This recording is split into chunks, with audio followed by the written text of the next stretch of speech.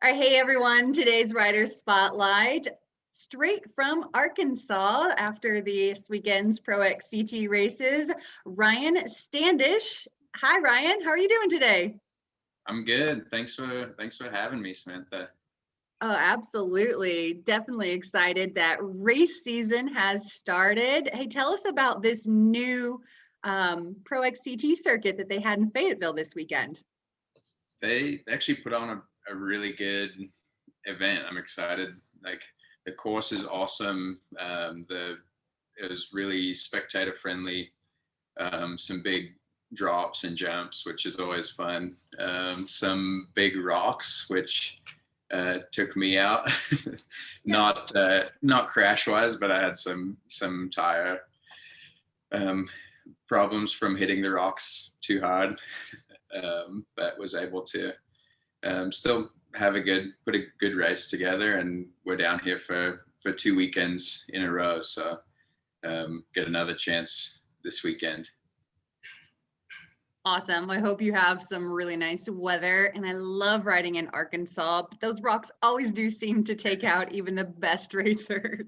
Yeah, even like the epic rides is always just chaos for like, doesn't matter what tires, what sealant, like everybody's always has issues down here. But the trails are super fun, and yeah, it's a great sort of cycling. Seems like a great cycling community as well, and the support behind cycling here is really big. That's really good to hear, and completely different trail system than several weeks ago when you were at the White Rim with your friend Evelyn. Yeah. You're gonna have to give us a good story from that. You went out on a rigid tandem to try to complete 100 miles with Evelyn Dong. So tell us a bit about that. Well, we only made it 75. We had a lot of trouble late in the day, but it was, yeah, we kind of didn't know what racing was going to be happening this year, if it would happen. And Evelyn I think we had both been thinking about it for a while, just as something that would be a little bit crazy, but also fun to try it on the Yokota rigid 26-inch from 92. So the bike's almost 30 years old. And yeah, we're still friends, so that's good. We just set out. We wanted to finish it, and in the morning, Evelyn was like, "You want to go? Like, we should probably go fast to not be out there all day." And I was like, "Okay, let's go fast." We ended up going fast for a while, and then kind of like, man, this is super hard. Like, you have your own pedal stroke that's like slightly different. So when you're riding with someone else, you're kind of always pushing against them. And we had only ridden a tandem together once before that, so we learned a lot. We laughed a lot, and no tears, but I think if we had like made it all the way around, there might have been some tears like going up the last climb. I've heard that last climb is a doozy, but you had fun, and that sounds like that was the most important piece of it. We had a ton of fun, and we had our friend Logan was out there, and he was taking some photos, and we were lucky that he was out there as well with the truck, so that we could get a ride home for the last. That would have been a long walk, the last 25 miles. So. And it sounds like he provided a few libations to kill a little bit of the pain too. So. Yeah, he had Evelyn's favorite drink. The whiskey was there, and he had some beers, that was nice. That was a good way to finish. Perfect. So we've got some fun adventures. We've got one race under the belt for the year. Who are you riding for this year? And are you raising awareness for any kind of charity organization? I am. I'm working with Orange Seal and Kenda primarily. and also with Ventum bikes. They're out of Heber City in Utah, and kind of, I don't have my bike MS kit yet, but I'm working on kind of raising awareness and raising money for multiple sclerosis, which is, my dad has MS, and he kind of got me into riding and eventually racing. So kind of trying to raise awareness there and kind of give back a little bit to that, and all the sponsors on board are supportive of that as well. So we've got some cool fundraising stuff coming up that we're still working on, but it's going to be really cool, and I'm excited to have more on that soon. So awesome. Well, we'll definitely have to check back in with you to see how perhaps Pikes Peak APEX competitors can help out and join in on some of those as well. Yeah, when I have a little more idea or like direction, we're getting close. So it would be awesome to do some stuff with you guys as well. Super cool. Well, you mentioned Ventum Cycles in Heber City, Utah, and Evelyn lives there, and I've seen some shenanigans with you and Keegan Swinson, specifically recently some culinary. I don't even know how to put this. Some. I'm a chef, basically. You're a chef, very much so. The Food Network is looking and putting something together. I'm gonna slowly phase out of racing bikes and go more into the Octodog cooking direction with my career. So the surf and turf, I definitely think every bike racer out there should try that post race. I would recommend it. Yeah. Or pre-race, either one. Whatever works in your own tummy, right? Yeah, whatever you can handle. What do we usually find in your pockets during a longer day in the saddle? Pop-Tarts and Oreos.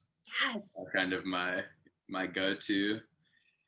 Racing, I'll have more like of the like goo or shot blocks. Those kind of gummy things, they're just easier to eat when you're going a little harder, but like long easy days, definitely candy and breakfast foods, like the Hostess coffee cakes, those are good.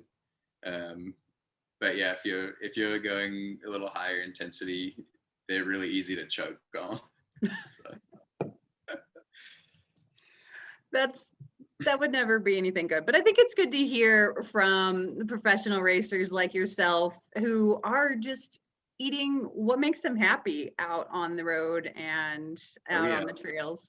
And then those the pretzel Pop-Tarts, you haven't tried those? They're really good. They hold their shape, they don't crumble too much. They got that little bit of salt. It's good. Got to get those electrolytes in with the sugars. Yeah, that's right. Cool. Well, let's go back to last September, Ryan, and let's revisit the Apex. And I want to start first with, what was your bike choice going into this 4-day event, and what width were your tires? Bike choice and tire selection. I'm still on the Intense Sniper XC, but I have it set up with a long, like a 120 mil Fox 34. So like down country, I guess is what you call that. Just fun, but still light. And that's just the bike that I'd been running all year. So nothing really specific for the race. And I had some 2.2 Kenda tires that are still in development phase, but they're really good, and we're working on those. I can't say much more, but but they should be coming out pretty soon, which will be cool. They're good, good racing, like XC race marathon tire. So Yeah, nice and skinny there with the 2.2s. I like Yeah, it. I'm waiting. I keep telling them we need 2.4s, and that'll be even better. Right. But, so I've got my fingers crossed. We'll see what they decide to do. I feel like you've got a lot of pull in that direction. We So got Yeah, well, they told me I have to decide between the cooking or the bike racing, and they can't do both. So mm, tough call, tough call. So let's hit up stage one. We're at Palmer Park. It's the 10-mile TT. And you are the very first finisher that day. So you take the win on stage one. Tell us about that course. Tell us about how you approached it, what your thoughts were.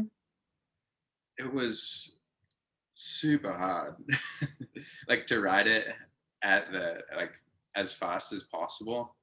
It was just like the course was super punchy, so you were just like every hill you were giving it the beans. And so like by the end your legs were getting really soft, and I could see, like, I think it was Carrie Werner who started in front of me, and I was like, I can see him, I know, like I'm within that 30 seconds, it's like super close. And then he would gain on me and I'd gain on him, and I think at the end of the stage we were like a second apart. And so it was like, that was my gauge, was like, how close am I to Carrie? He's a cross racer, and that sort of like hour length of race. So like that, was it an hour, 45 minutes? I don't remember. But like that style of racing was super, like seemed like a cross race. So it was like, to be near someone who races cross primarily, I was like, okay, I must be doing pretty well, keeping up with him there. And turns out I was. But the following days were a different story, but They were. So stages 2 and 3, we had those really long climbs to start. And stage 2, we went around the lake. Then stage 3, we got a really nice long downhill. So tell us about your low point and tell us about your high point, like your most favorite point during those 2 days. Definitely favorite point was that the descent from the top, on the third stage. What is it, Gold Camp? Yeah, we went up Gold Camp and then we came down Jones Park and Captain Jack. Yeah, that was super fun. The climbs, like, man, I was just hanging on for as long as I could on the climbs. That was probably I think day 2, the low point, kind of getting up to the lake, and you think you're at the top, and then it kind of rolls a little more. You're like, man, when is this gonna stop? And then keeping it together around the lake as well, like in some of those technical sections. And I hadn't pre-ridden, so it was all new to me. I didn't know what was coming up. So and then coming, like when you get back on the road and have to go climb back up to the finish, I was like, why wouldn't you just finish it at the end of the lake lap? But was definitely like coming around that, like coming out of the lake, and you're like, oh, I still have like 10 more miles to go. It's like not done yet. But yeah, I think like stage 3 was probably my favorite, just because even though it was also a long climb and another low point, like getting dropped close to the top and then just being so boxed coming on the descent, just trying to keep it together. But yeah, I think stage 2 was pretty disheartening for most people. So we've actually killed it this year. We have a new stage to replace that. So, and then stage 4, I'm not sure if you knew where you were sitting in the GC going into the final day, but you ended up finishing 3rd overall in the GC. So congrats on that. How did you approach that final day then, knowing that you were pretty close up to the top? I think I went into that last stage in 5th overall, and I think it was Alexi and Josiah that were that were in front of me, and I knew I needed like 10 seconds or something. And then were there time bonuses too? I don't know. I'm trying to remember. I like had done the math. I was like, I need at least 10 seconds on Josiah to move into third. And so from the gun was just like, gotta go, like give it everything. But then there's still the skinny guys who can climb super well, like Russell and Robbie, the guy who came second. Mm-hmm. Those guys were just climbing like super well. So they kind of rode away, and I was like, well, I should not try and ride with them so that I can make it through to the end of the race. And that first climb's super steep, getting up that dirt road into the Captain Jack's that we descended on that day. Getting up to there was brutal, and to start in that. But yeah, kind of knew coming into it I needed as much time as I could get on those guys. And yeah, it was super tight between, I think, like third and seventh was all within like 20 or 30 seconds. So it's kind of like had to put time into everybody and not let anyone put time into me. So a little stressful, but it's kind of fun. It makes the racing really exciting. Exactly. I love how closely all of the top 10 men all finished together just within like seconds and minutes, like you said, and over 4 days of racing. It makes it really exciting, I think, for the races themselves and for like us fans who are watching what's happening at the front while we're all strung out, just kind of riding our own pace in the back. So for those of us who are just kind of riding our own pace in the back, what would you say to someone who's maybe kind of on the fence of, oh, I don't know if I can finish it. It seems like, it's a lot of mountain bike miles. What would you say to someone like that? Bring a bunch of Pop-Tarts, And no, I think the stage racing is definitely harder because waking up every day and having to do it again and again. And then like the long stages are, definitely adds to that fatigue every day, but kind of taking it one day at a time. Like, what each stage is going to be like.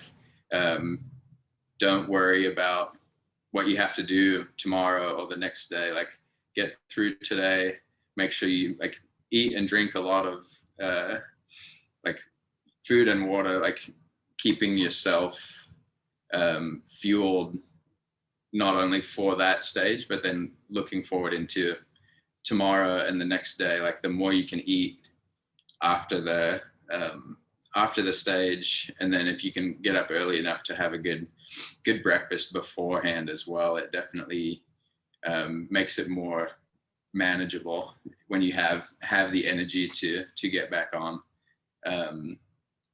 Like I think we stayed with a guy with a friend Nate, who was racing the Cat 1 race, and he was like, I can't believe how much you and Evelyn eats so much. How do you eat that much? And it's like you have to eat a lot to get through each day. So I think focusing on eating enough and focusing on just the day that you're and the stage that you're in, and not worrying about tomorrow and the next day, just kind of bite-sized chunks that you can look at each stage and what you need to do to get through those. Nutrition and fueling is vital, and with all of those little golden nuggets, I don't see why the Food Network wouldn't pick up your show like this week right now. Put some Octadogs in your pocket and they'll warm up through the day. They'll be perfect temperature. Pop-Tarts, Oreos, and Octadogs. You've already got the name of your cooking show, so. Yeah. Cool. Well, Ryan, putting you on the spot. Are we going to see you this September? I hope so. Yes. I'm planning on it. We hope so as well. Well, hey, enjoy Arkansas while you're out there. Good luck this weekend in the Pro XCT, and we can't wait to hear more from you and raising awareness for multiple sclerosis. And we will check in with you soon then, bud.